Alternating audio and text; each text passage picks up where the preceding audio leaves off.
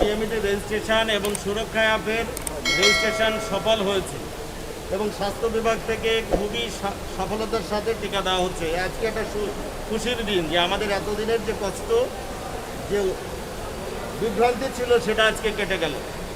আজকে 7টি কেন্দ্র থেকে ফাইজারের টিকা দেওয়া হচ্ছে। সৌদি এবং কুয়েতগামীরা আগে টিকা পাচ্ছেন এবং পাবেন। অন্যান্য দেশের কর্মীরাও টিকা পাবেন। রেজিস্ট্রেশন উন্মুক্ত আছে এবং গতকাল যারা সুরক্ষা অ্যাপে নিবন্ধন করেছিলেন, একদিনের ভিতরে তারা টিকা সেন্টার এবং শিডিউল পেয়েছেন। এইটাই আমরা চেয়েছিলাম যে প্রবাসী কর্মী নিবন্ধন করা মাত্রই যেন টিকা পেয়ে যায়। এই জন্য আমি অনুরোধ জানাবো, সরকারের সেবা, সরকারি কর্মকর্তা এবং সরকারের প্রতি আপনার আস্থা রাখুন। সেবার মান বৃদ্ধি পেয়েছে, বিশ্বাসযোগ্য পর্যায়ে পৌঁছেছে এবং এই প্রক্রিয়ার সাথে মাননীয় মন্ত্রী ইমরান আহমেদ এমপি এবং আইসিটি বিভাগের প্রতিমন্ত্রী জনাব জুনাইদ আহমেদ পালুক গভীরভাবে জড়িত ছিলেন।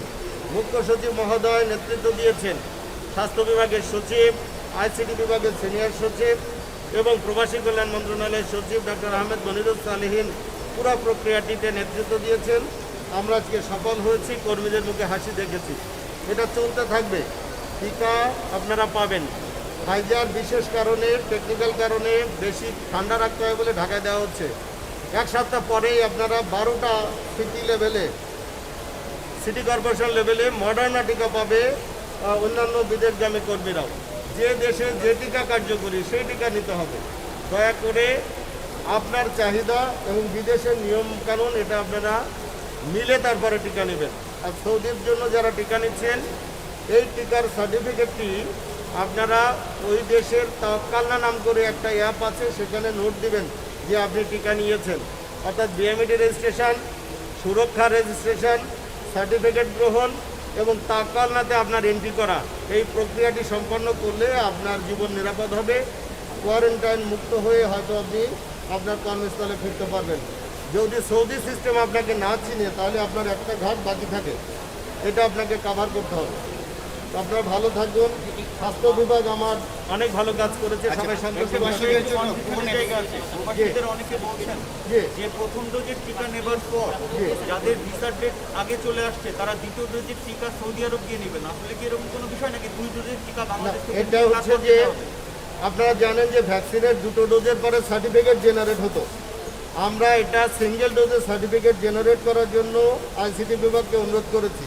অর্থাৎ 1 ডোজ দেওয়ার পরেও সার্টিফিকেট ডাউনলোড করতে পারবেন। সার্টিফিকেট যখন সে পাবে, তখন সৌদি আরবের যে সিস্টেম তাওয়াক্কালনা, আমাদের যেমন সুরক্ষা.gov.bd, ওদের হচ্ছে তাওয়াক্কালনাতে এন্ট্রি করতে পারবে। ওই এন্ট্রি করলে তাদের সিস্টেম চিনবে যে সে 1 ডোজ নিয়েছে, বাকি 1 ডোজ সে সৌদি আরবে যেও গ্রহণ করতে পারবে। অর্থাৎ যার ফ্লাইট কাছাকাছি তার জন্য সুখবর, আর যিনি 1 মাস সময় আছে, 28 দিন বেশি আছে, তারা 2 ডোজ করে যাবেন।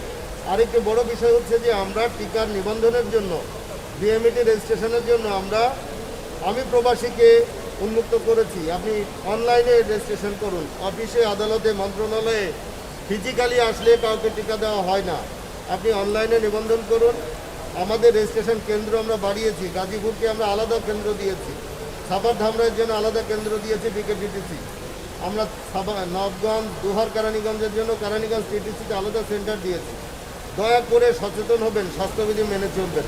আর অন্যান্য দেশের একটা কথা বলছিলেন যে 12টি সিটি কর্পোরেশনকে সামনের সপ্তাহ থেকে মডার্না টিকা দেওয়া হবে। জি, তো এটা আমার চাইতে আমার সাথে এখানকার উপপরিচালক মহোদয় আছেন ডাক্তার খুরশেদ আলম, উনি ভালো বলতে পারবেন।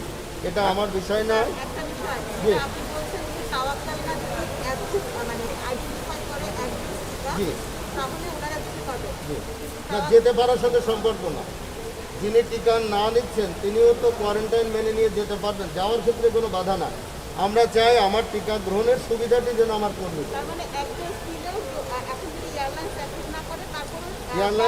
এয়ারলাইন্সের যে নিয়ম, আপনাকে নেগেটিভ সনদ নিয়ে যেতে হবে। এয়ারলাইন টু এয়ারলাইন ভিন্ন, এটার সাথে আমাদের কোনো নিয়ন্ত্রণ নেই। ওনারা যা বলবে সেটা আপনাকে মানতে হবে।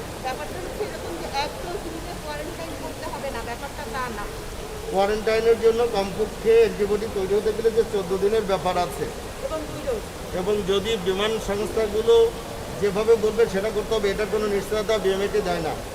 আপনার স্বাস্থ্য সুরক্ষা আপনার টিকা পাওয়ার নিশ্চয়তা, আপনার মাইগ্রেট লাইফটা একটা গভর্নেন্সে আনাটা হচ্ছে আমাদের কর্তব্য। এয়ারলাইন্সের কোনো নিয়ন্ত্রণ আমাদের হাতে নেই, এটা এয়ারলাইন্স যে নিয়ম দিবে, কোনো কান্ট্রি যে নিয়ম দিবে সেটা তাকে প্রতিপালন করতে হবে। প্রবাসীরা বোঝার উপায় নেই। প্রবাসীরা কি দুইটি অ্যাপসে অ্যাপ্লিকেশন করতে পারবে, নিবন্ধন করতে পারবে? কিসে? সুরক্ষা এবং আমি প্রবাসী। আমি প্রবাসী সুরক্ষা যাওয়ার আগের ধাপ। সুরক্ষা একটাই, আর আমি প্রবাসী এবং বিএমইটির নিবন্ধন এটার জন্য ফিজিক্যালি বিএমইটির সেন্টারে করা যায়, 52টা জায়গায়, 54টা জায়গায় করা যায়। আর আমি প্রবাসী আরেকটা অনলাইন, বিএমইটির সাথে সুরক্ষার বিকল্প না।